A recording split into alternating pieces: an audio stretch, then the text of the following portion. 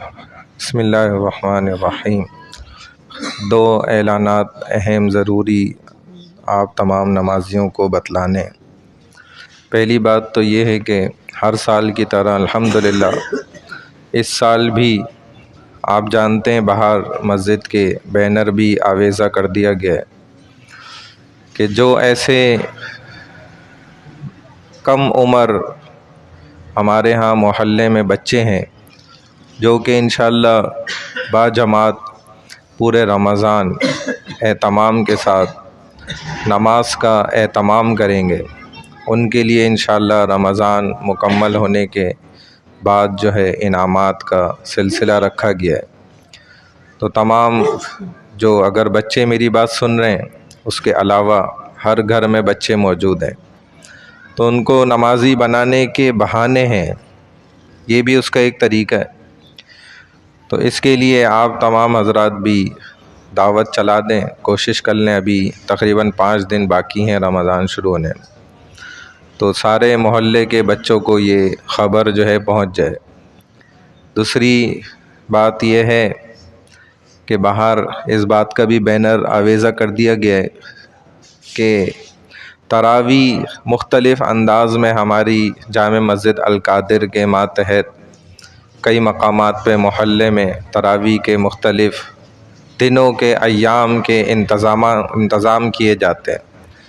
تو وہ اسی لیے ہوتا ہے بھائی کہ 6 روزہ تراویح، 8 روزہ، 10 روزہ، ایک تو یہ آسانی ہو جائے کہ جو کاروباری حضرات ہیں وہ یہ مکمل قرآن چونکہ سننا تراویح میں ایک مستقل سنت ہے وہ پوری ہو جائے، پھر وہ جدھر بھی موجود ہوں وہاں پر تراویح پڑھ لیں۔ اور یہ سلسلہ شروع بھی اسی وجہ سے کیا گیا تھا کہ زیادہ سے زیادہ قرآن سن لیا جائے۔ اگر 10 روزہ تراویح لوگ سننا پسند کرتے تھے تو وہ ہر 10 روزہ ہر عشرے میں سننا پسند کرتے تھے، یعنی وہ کہتے تھے کہ بھائی ایک جگہ پورا قرآن سنا جائے گا 30 دن میں، تو ہم نے 30 دن میں 3 دفعہ قرآن سنا۔ یہ فضیلت اختیار کرنے کے لیے یہ سلسلہ شروع ہوا تھا۔ چونکہ میں نے عرض کیا تھا قرآن مقناطیس ہے، اور انسانوں کا صرف دل کیا، یہ تو جتنے جانور اور بے جان چیزیں ہیں ان کو بھی اپنی طرف کھینچتا ہے۔ چنانچہ ہمارے ایک عالم بڑے بزرگ ہیں، انہوں نے واقعہ سنایا، اپنی آنکھوں دیکھا کہ کہہ رہے ہم ہاسٹل میں بیٹھے ہوئے تھے تو ایک ہمارا ساتھی قرآن پڑھ رہا تھا، نابینا تھا، بڑا خوبصورت قرآن پڑھتا تھا۔